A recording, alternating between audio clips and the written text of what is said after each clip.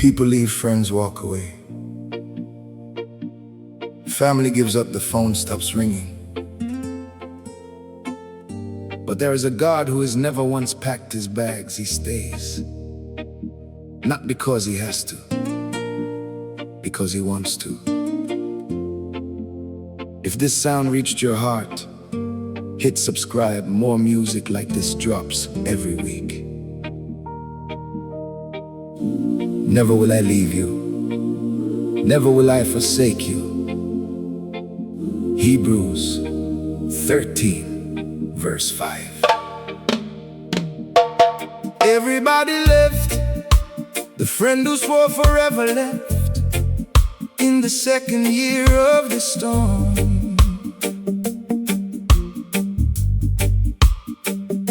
The family who said we're here for you stopped answering when the crisis became the norm.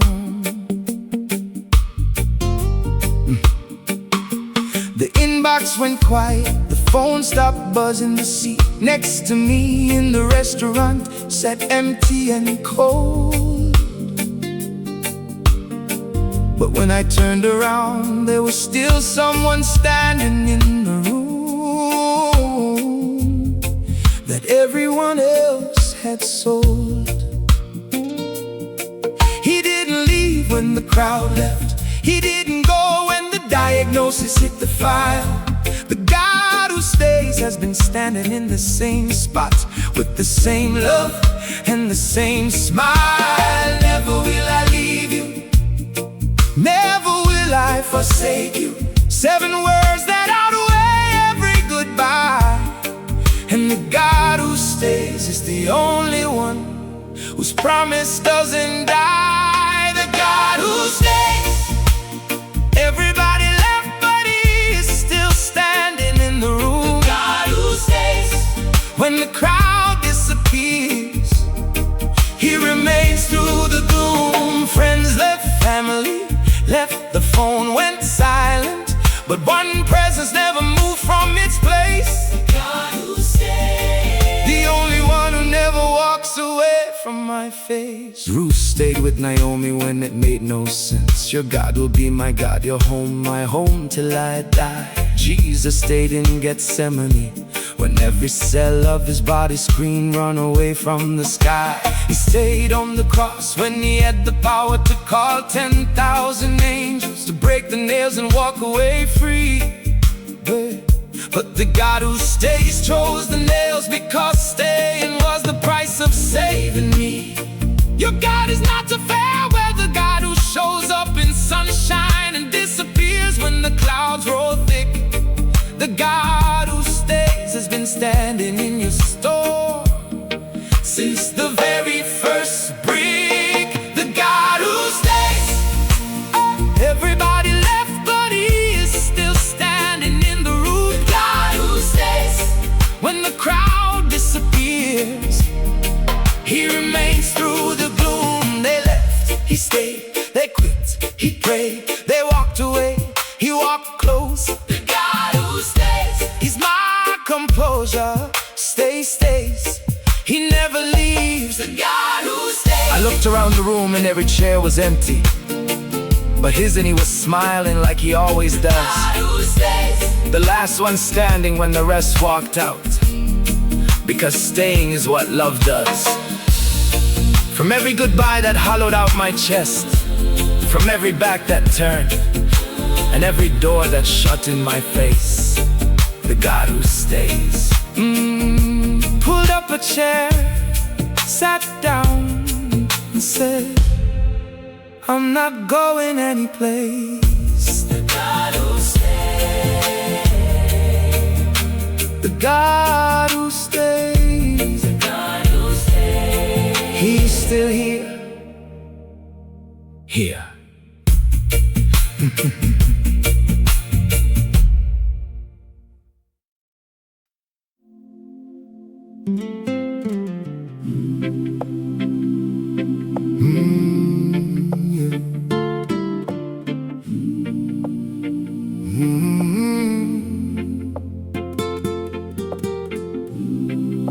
The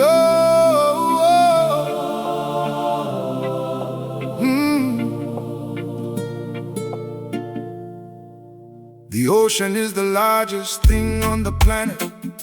70% of the earth covered in water miles deep. But there are hands that hold every drop of it, the same hands that hold you when you weep. Isaiah says, who has measured the waters in the hollow of his hand, the hollow, not the full palm. The entire Pacific Ocean fits in the dip of God's hand like a teaspoon of balm. The hands that hold the ocean are the hands that hold your marriage, your health, your finances tonight.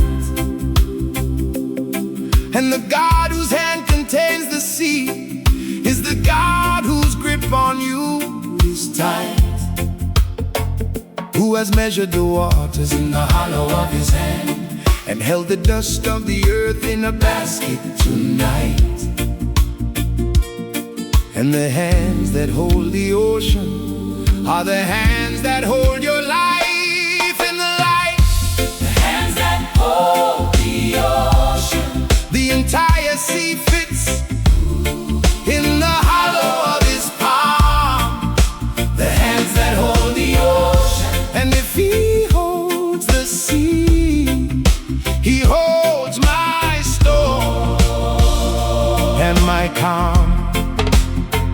The Pacific is a teaspoon, the Atlantic is a puddle in the hand of the God I serve. The hands that hold the ocean hold me with the same grip and the same nerve. Those same hands formed Adam from the dust, fingers pressing into clay, shaping nostrils and ribs. Those same hands wrote the commandments with fire on stone without any cribs. Those same hands broke bread at the Last Supper and held nails on Friday afternoon.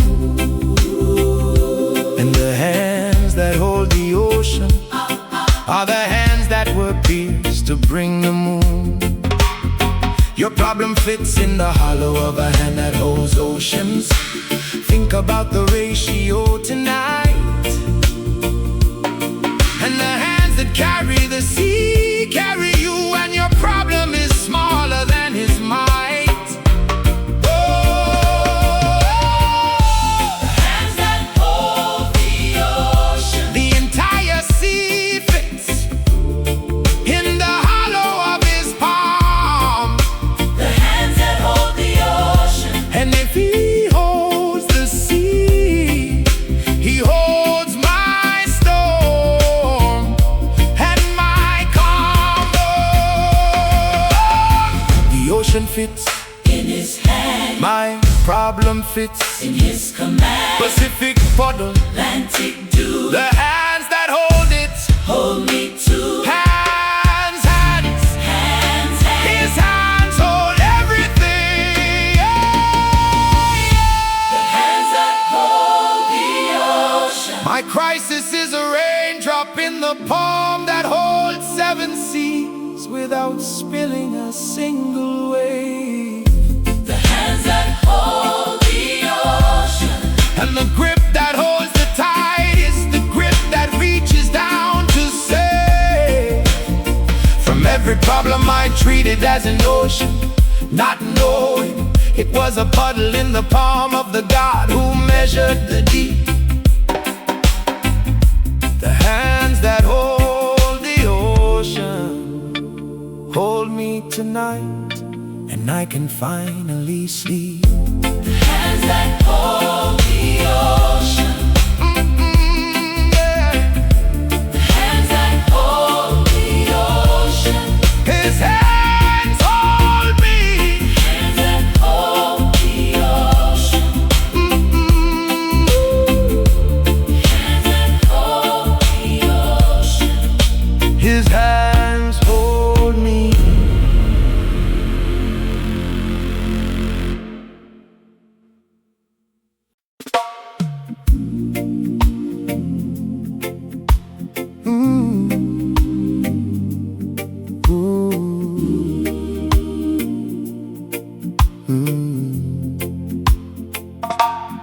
worst thing that happened to Joseph was the best thing that happened to Egypt.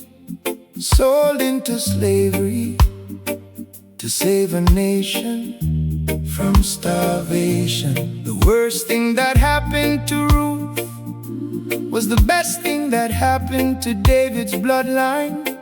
Widowed and foreign, but walking into royal destination. The blessing in disguise doesn't look like a blessing when it shows up at your door, wearing the clothes of a curse.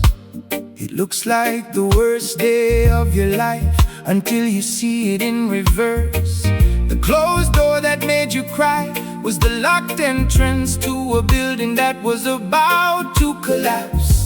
And the blessing in disguise is the gift you almost returned before you remove the wraps. For we know that in all things God works for the good. All things, not just the good things, the bad things too. And the blessing in disguise is the worst thing working for the best view.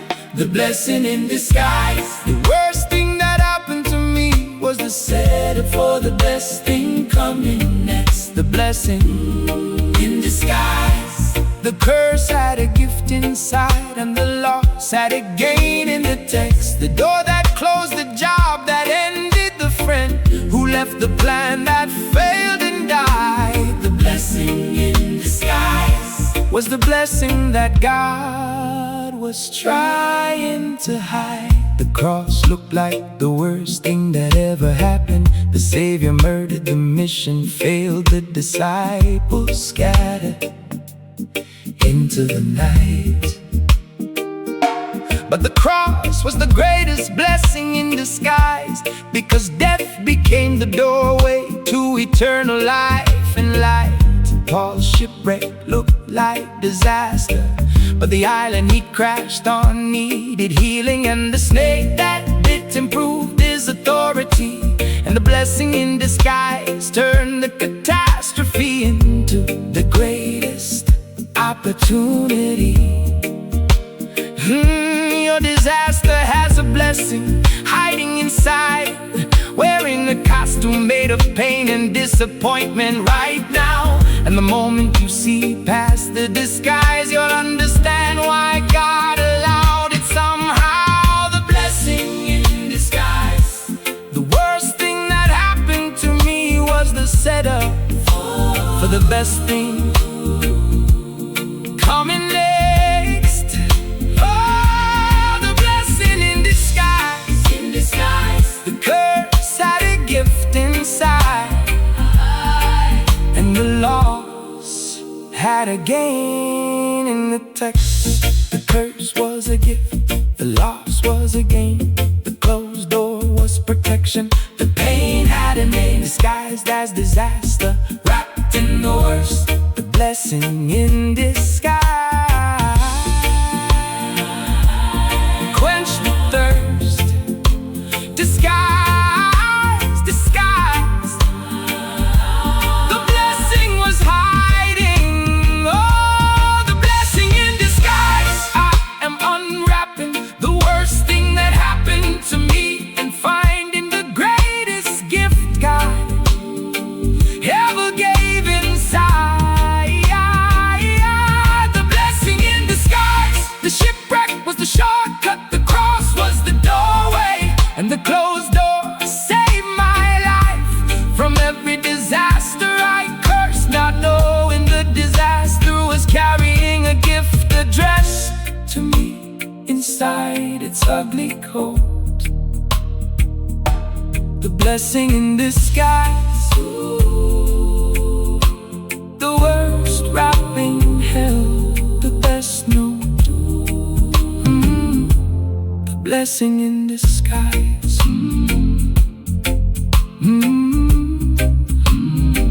The blessing in disguise. The worst was the best.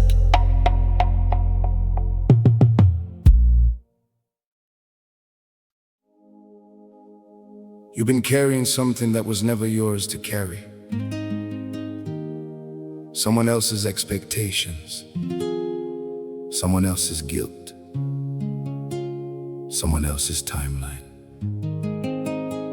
Jesus said, "My yoke is easy and my burden is light."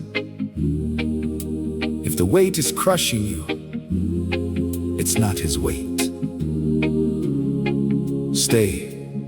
The best song on this album is still ahead. Subscribe so you never miss one. Come to me, all you who are weary and burdened, and I will give you rest. Matthew 11 verse 28.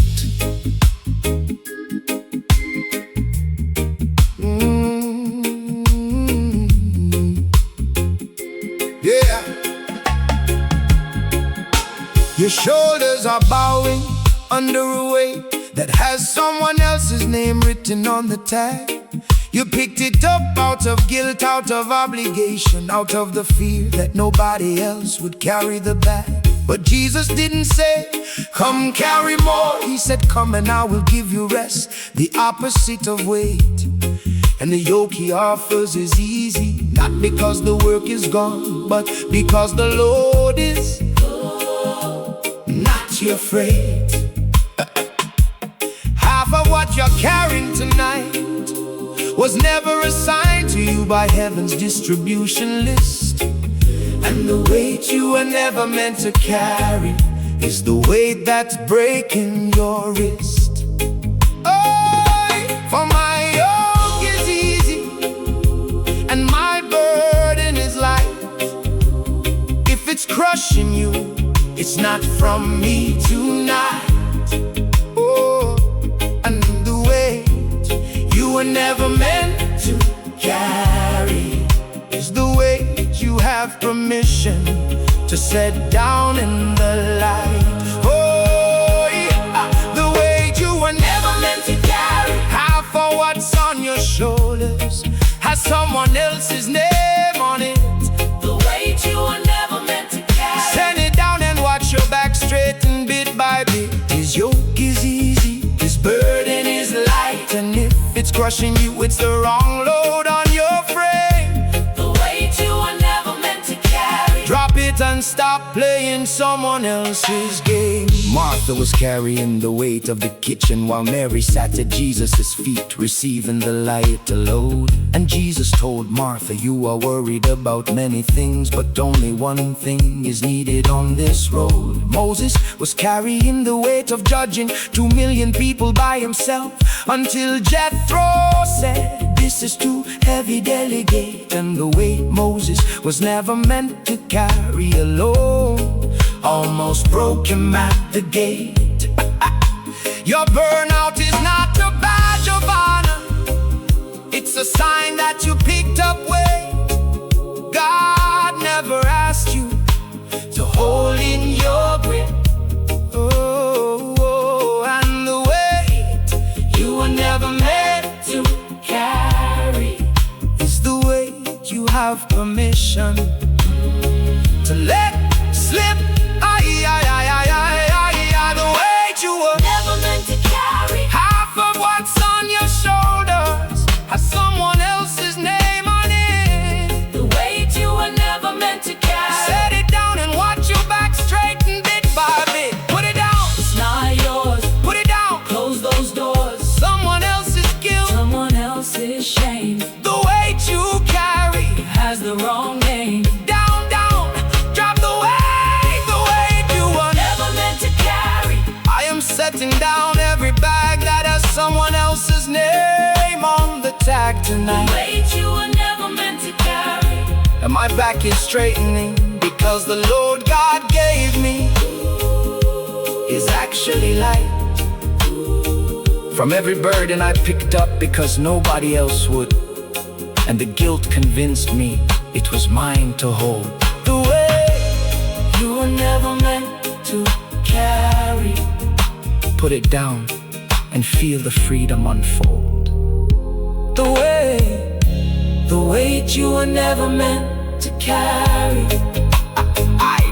I put it down. The weight you were never meant to carry.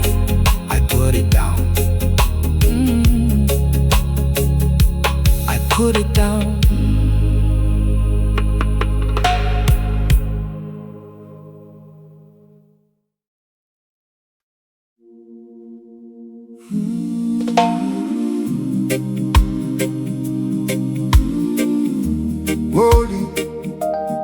gold in the fire.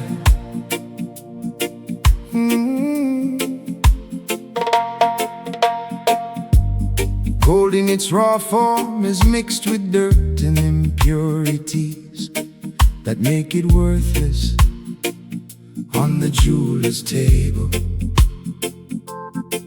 The only way to remove the impurities is fire, extreme heat, the kind that melts everything. Unstable. The refiner puts the gold in the furnace and turns up the heat until every impurity rises to the surface as dross. And the refiner skims the dross off the top until the gold is pure and there is no more loss. The refiner knows the gold is pure when he can see his own reflection in the melted surface of the metal. And the fire you're in right now is producing a reflection of God in your kettle. For he will sit as a refiner and purifier of silver, and he will purify them like gold and silver tonight. And the fire is not destroying you, it is revealing the gold that was hidden underneath the blight. The gold in the fire. The heat is not destroying me, it is removing what was never really mine. The gold in the fire. Every impurity rising to the surface is proof the gold is being refined. The furnace feels like punishment, but the refiner sees the gold becoming clearer with every degree. The gold in the fire. And when his reflection appears in the metal, the fire sets me free. Peter said these trials have come so that the proven genuineness of your faith, of greater worth than gold which perishes, may result in praise. And the fire that tests your faith is the same fire that tested gold since the ancient days. Shadrach, Meshach, and Abednego walked into the fire, and the fire burned the ropes, but not their skin nor their soul. And the fire that was meant to destroy them was the fire that set them free and made them whole. Your fire is removing the ropes, not the gold, burning the bondage, not the blessing tonight.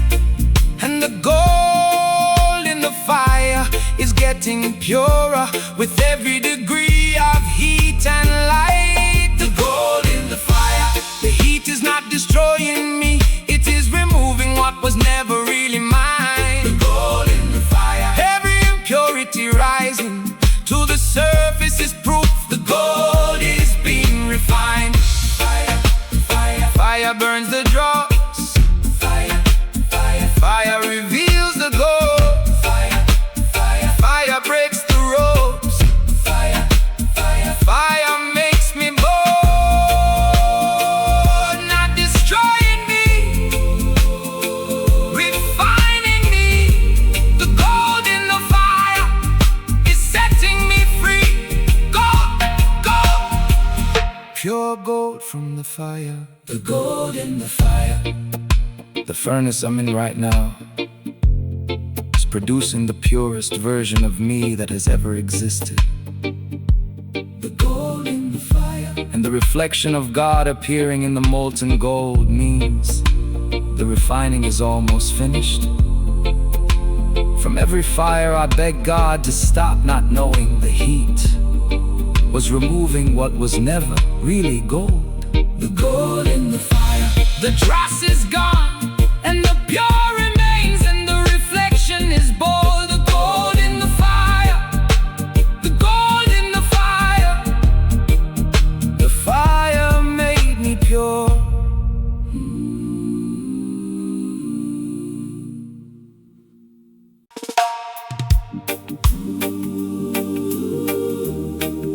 Whoa, yo, yo, yo. Yeah.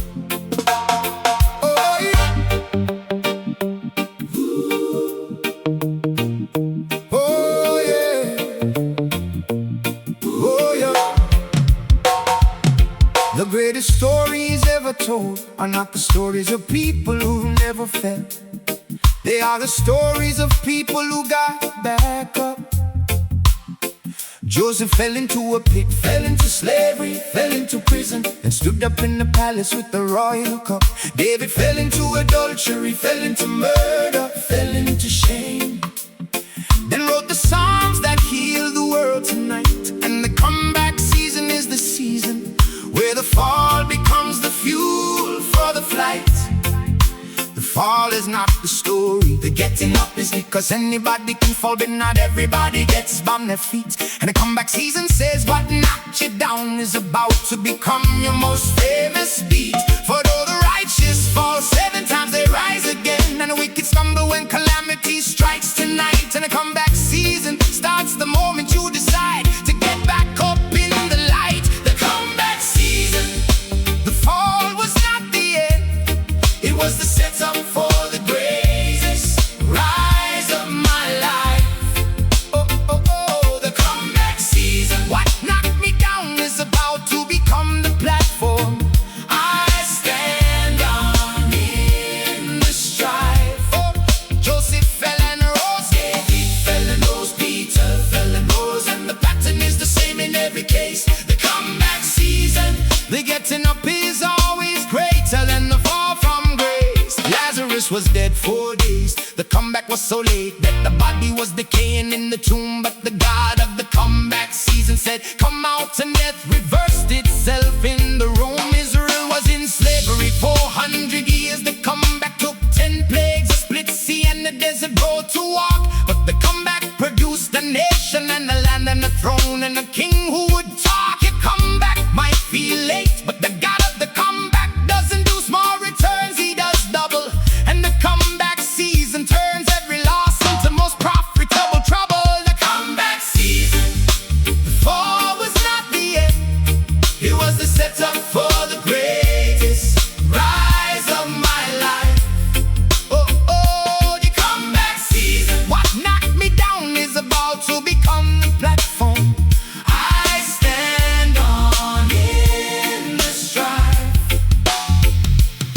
Fell down, getting up, hit the floor, filling the cup. The fall was the setup, the ground was the launch. The comeback season is the greatest start. Come back, come back. The comeback starts now.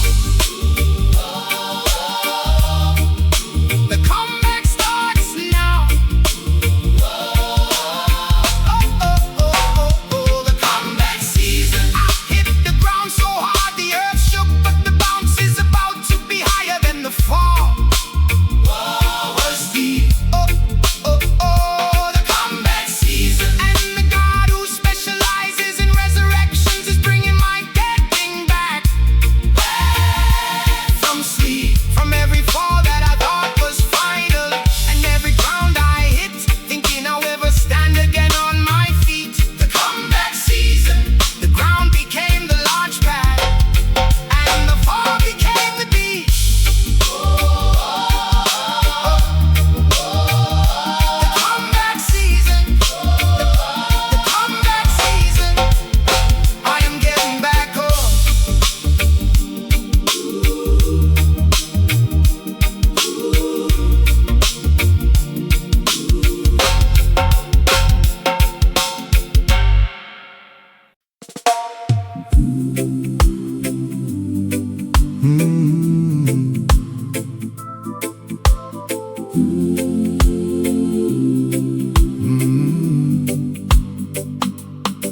You fall asleep at 11 and your guard goes down and your eyes close, and your defenses shut off for the night. But there is a God whose eyelids never get heavy, whose attention never drifts, and whose watch never dims the light. Psalm 121 says, he who watches over Israel will neither slumber nor sleep, not nap, not doze, not blink. And the God who never sleeps has been watching your door since before you could think. While your dreamy gods While you rest, he patrols. While your body repairs, he stands at the post. And the God who never sleeps is the most reliable security system the world can host. He who watches over you will not slumber. He who watches over Israel will neither slumber nor sleep. And the God who never sleeps is the reason you can rest so deep. The God who never sleeps. While I close my eyes, he opens his wider and watches every door. The God who never sleeps. The reason I can rest is because he is awake on every floor. No night shift change, no bathroom break, no moment where the guard post stands empty and unmanned. The God who never sleeps has never once left his stand. When the disciples slept in Gethsemane, Jesus was awake praying and sweating blood for the mission ahead. And the God who stays awake when everyone else falls asleep is the God who carries the thread. When the storm hit the boat and the disciples panicked, Jesus was asleep because he trusted the Father's watch on the mast. And the God who never sleeps guarded the boat while the sun rested from first to last. Your 3 a.m. is God's regular shift. He doesn't clock out when the sun goes down or the world gets dark. And the God who never sleeps has been guarding your 3 a.m. since Noah's Ark. The God who never sleeps. While I close my eyes, he opens his wider and watches every door. The God who never sleeps. The reason I can rest is because he is awake on every floor. He never sleeps, he never blinks, he never naps, he never drinks. 3 a.m. he's wide awake. The God who never sleeps. God's for my sake. Awake, awake, he is always awake.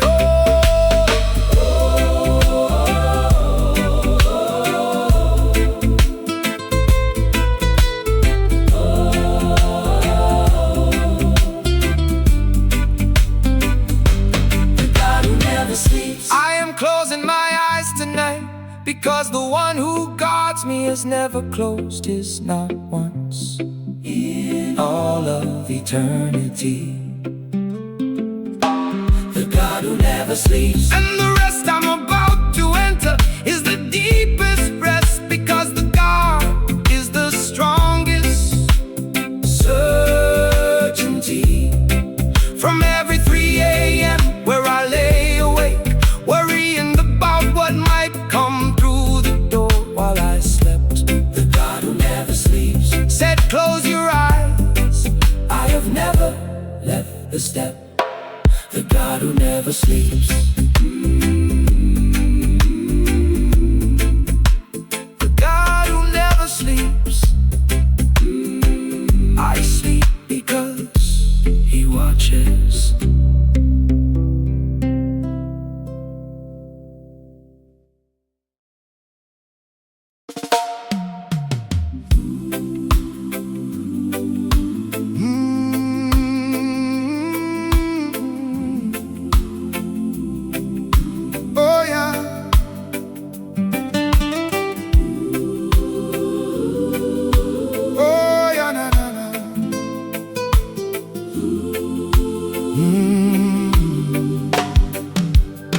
A baby learning to walk doesn't think about falling, because the arms behind it are always ready to catch. And the distance between the baby's stumble and the parent's hands is a gap that takes less than a second to match. You are learning to walk in a season that you've never been in before. New territory, new ground, new balance required. And the arms behind you have been catching you since the first step, and they've never once retired. Moses stretched his hand over the sea, and when the water closed on the Egyptians, the arms of God held Israel dry.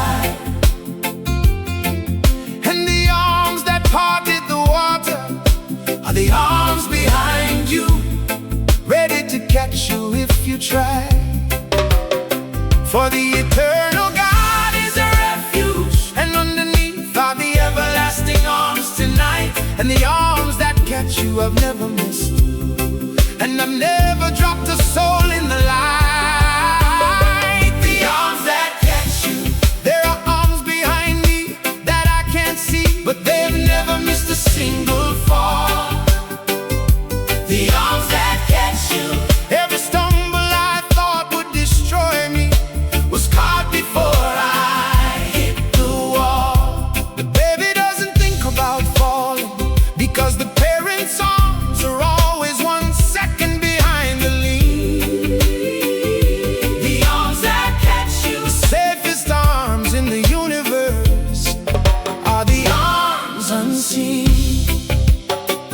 Peter sank in the water, and immediately Jesus reached out his hand and caught him before the water won. And the arm that catches doesn't wait for the drowning to finish. It reaches at the beginning, not when it's done. When the disciples' boat was sinking, Jesus stood up and the wind stopped, because the arms that calm the storm are the same arms holding the boat. And the arms that catch you reach fast, and the fall can flow. Your fall right now feels like free fall. No net, no parachute, no safety rope visible below your feet. But the arms that catch you have already started reaching, and the catch is about to be complete. The arms that catch you, there are arms behind me that I can't see, but they've never missed a single fall. The arms that catch you, the arms that catch you, every stumble I thought would destroy me was caught before I hit the wall. Falling, caught, sinking, brought the arms reach faster than the fall can drop. The arms that catch me never stop. Caught, his arms caught me.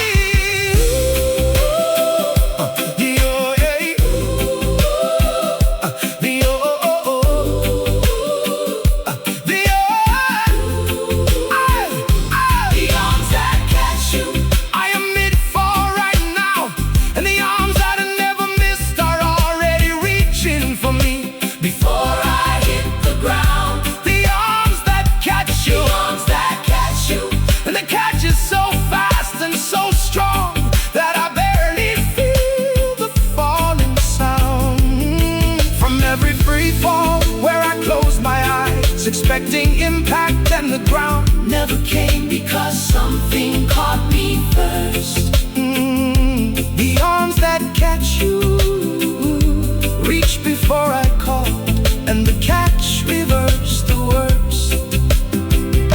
The arms that catch you, the arms that catch you, I was caught before I fell.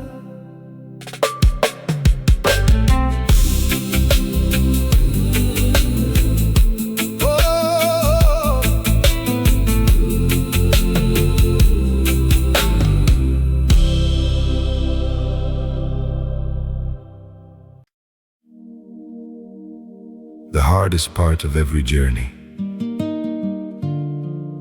is not the middle or the end. It's the first step. Before Moses raised the staff, before Peter left the boat, before Abraham packed the bags, there was one moment, one breath, one decision, the first step. Share this with someone who needs peaceful music today. Hit like so more people can find it. By faith Abraham, when called to go, obeyed, and went even though he did not know where he was going. Hebrews 11 verse 8. Every 1,000-mile journey starts with one step. Not to leap, not to sprint, not to plan, just one foot forward in the fog.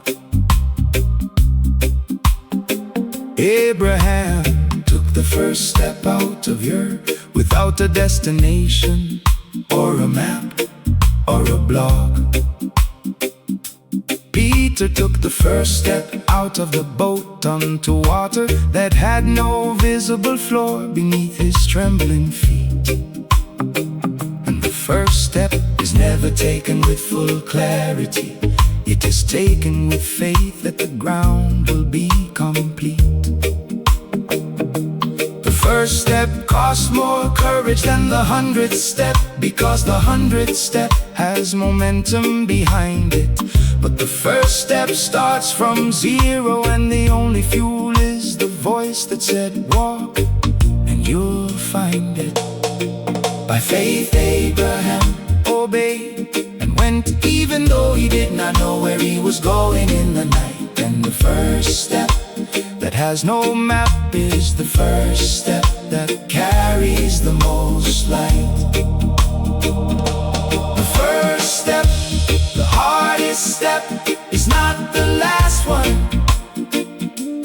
It's the first one where everything is unknown and unclear. The first step, taken without a map, without a guarantee, without proof, but without fear. Abraham's first steps, Peter's first step, Moses' first step. Every great story started with one terrified foot going forward. The first step, and the courage of the first step echoes in every step afterward. The paralytic had been lying by the pool for 38 years. And Jesus said, get up, pick up your mat and walk tonight. And the first step after 38 years of lying down was the hardest step and the most beautiful sight. The lame man at the temple gate had never taken a step in his life. But Peter said, silver and gold I don't have, but what I have I give. Walk. And the first step of a man who had never walked was the first step that made the whole city talk. Your first step might be the phone call you've been avoiding, or the prayer you've been delaying, or the decision you've been parking. And the first step is waiting for you to move your foot while faith does the sparking. The first step, the hardest step, is not the last one. It's the first one where everything is unknown and unclear. The first step, take them without a map, without a guarantee, without proof, but without fear. One step, just one foot forward, and it's done. The journey of 1,000 miles starts with one. The first step has begun. Step, step, take the first step. The first step. I am lifting my foot right now off the ground. I've been standing on for too long, and I'm placing it on invisible ground. The first step. And the God who told Abraham to walk and Peter to step, and the paralytic to stand, is the God behind my sound. From every year I stood still because the first step scared me more than staying in the same place forever. The first step, I'm taking it tonight, and the ground is appearing under my foot wherever. The first step, the first step.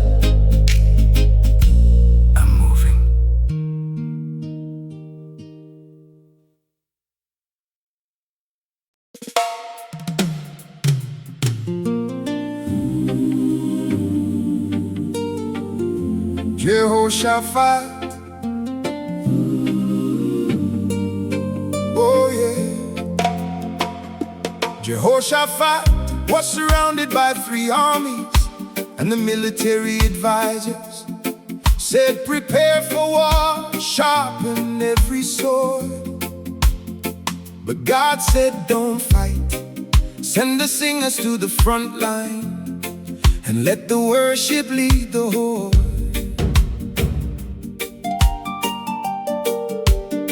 The choir marched in front of the soldiers, unarmed, unprotected, singing, praising to the face of three armies that came to kill.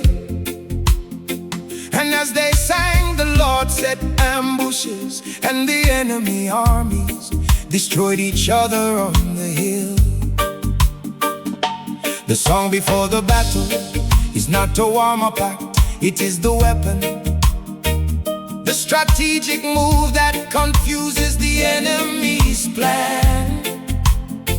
Because the enemy knows how to fight a sword, but he doesn't know how to fight a man who sings while he can. As they began to sing and praise, the Lord set ambushes, and the enemy was defeated tonight. And the song that preceded the battle was more powerful than any military might. The song before the battle, worship is the weapon, and the singers go before the soldiers to the war. The song before the battle, the enemy can fight a sword, but he can't fight what the singing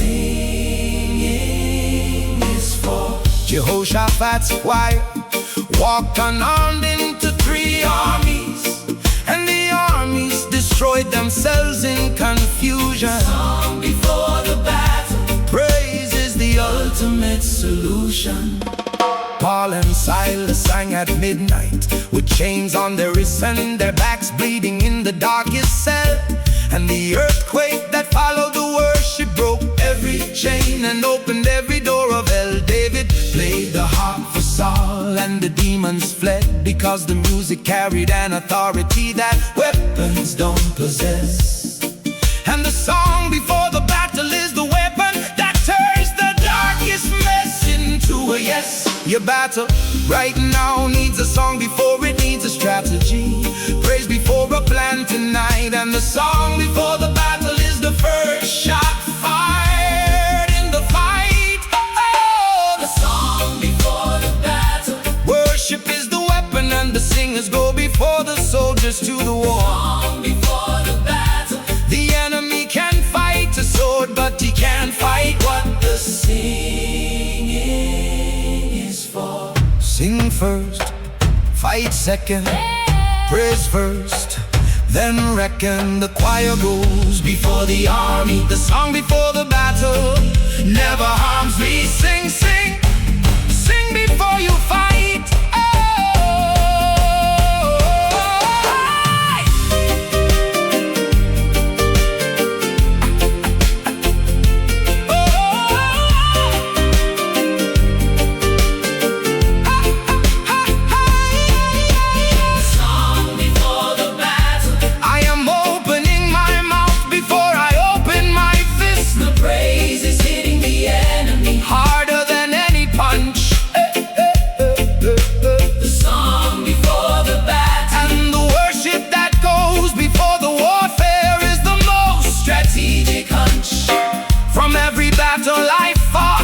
With strategy first and worship last, not knowing the order was reversed. Oh, the song before the battle, sing first, and the enemy is cursed. The song before the battle,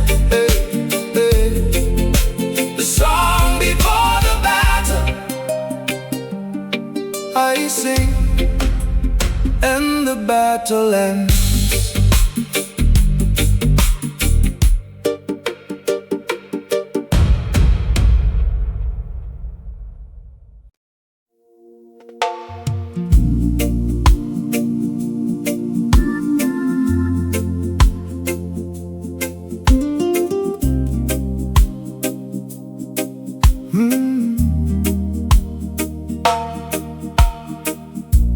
If one thing in your past had been different, you would not be sitting where you're sitting right now tonight.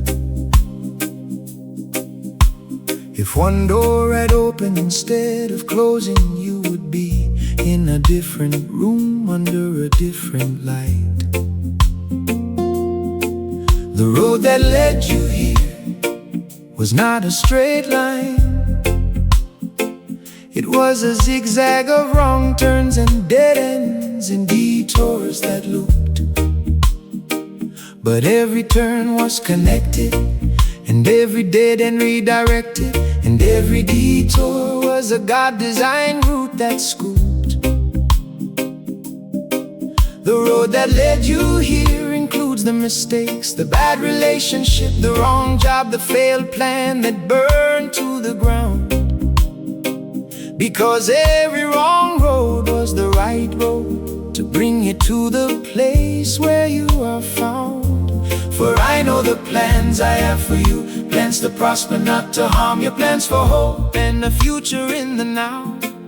And every road, even the wrong ones, was leading you to this exact place somehow. The road that led you here, every wrong turn, every dead end, every detour was connected to this moment. The road that led you here, nothing was wasted, not even the failures that felt like atonement. If one thing had been different, you wouldn't be here, hearing this sound on this night in this place. The road that led you here, every step was part of the grace. Joseph's road went through a pit, a slave ship, a prison, and a false accusation before it reached the palace floor. And the road that led him there required every wrong turn, or the palace wouldn't have opened its door. Ruth's road went through a dead husband, a foreign land, and a gleaning field before it reached Boaz's table and his bed. And the road that led her there required the death, or the marriage would never have been said. Your road required every painful chapter to bring you to this exact seat at this exact second tonight.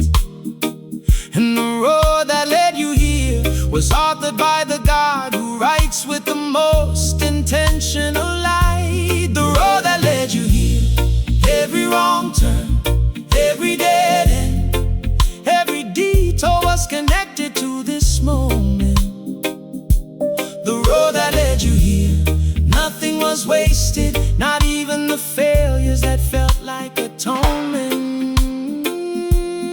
Every wrong turn led me right, every closed door led to light, every failure led me here. The road that led me is perfectly clear here. Every road led here,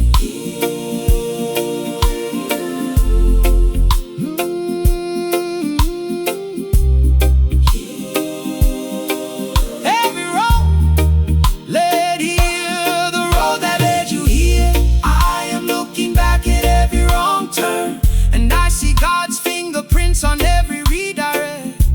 The road that led you here, and the zigzag that looked like chaos was the most intentional connect. From every road I regretted, walking from every path I wished I'd never chosen, and every turn I cursed. The road that led you here was God's route, and every mile was rehearsed. The road that led you here, the road that led you here, every step was the plan.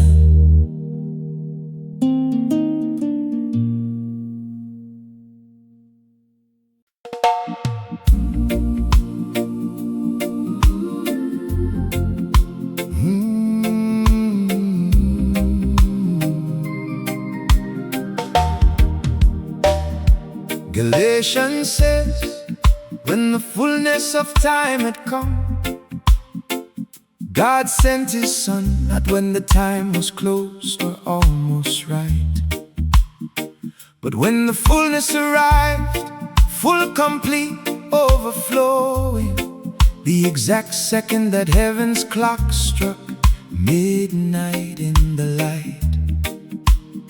4,000 years of prophecy, 4,000 years of promises, 4,000 years of waiting for the Messiah to show his face.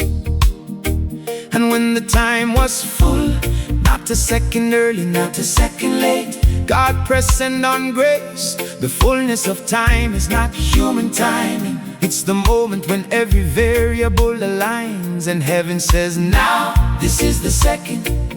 And the fullness of time cannot be rushed, because every ingredient must be present before the bread is leavened. But when the fullness of time had come, God sent his Son, born of a woman, born under the law tonight. And the fullness arrives when every variable aligns, and heaven releases the light. The fullness of time, the moment when everything aligns, and heaven says, now is the exact second I've been waiting for. The fullness of time, not early, not late, but full. Every variable in position on the floor. 4,000 years, and then one night in Bethlehem, the fullness arrived in a manger and a cry. The fullness of time, and the fullness of your time is drawing nigh. Sarah's fullness came at 90, the most impossible age, and the laugh that named Isaac echoed through the ages of the world. Joseph's fullness came at 30, after 13 years of being wrongly imprisoned and unfairly hurled. The fullness of time is different, everyone. Abraham waited 25, Joseph waited 13, and Jesus waited 4,000 years. But when the fullness came, the delivery was so perfect that it erased the taste of all the tears. Your fullness is approaching, not almost, not nearly, but the variables are aligning right now, one by one tonight. And the fullness of time is about to release what heaven has been holding with all its might. The fullness of time, the moment when everything aligns, and heaven says, now is the exact second I've been waiting for. Oh, the fullness of time, not early, not late, but full. Every variable in position on the floor. Not yet, now. Not yet, now. The fullness arrives. Take a bow. Every variable aligned. Every second confirmed. The fullness of time is what I earned. Full. The fullness has come. Fullness of time. Fullness has come. Oh. The fullness of time. Ooh, the fullness of time. I can feel the variables aligning, and the second that heaven chose for my delivery is arriving right now. The fullness of time, and the moment that was worth 4,000 years of waiting is the moment that is taking its bow from every premature attempt to force the delivery before the time was full and ready for the birth.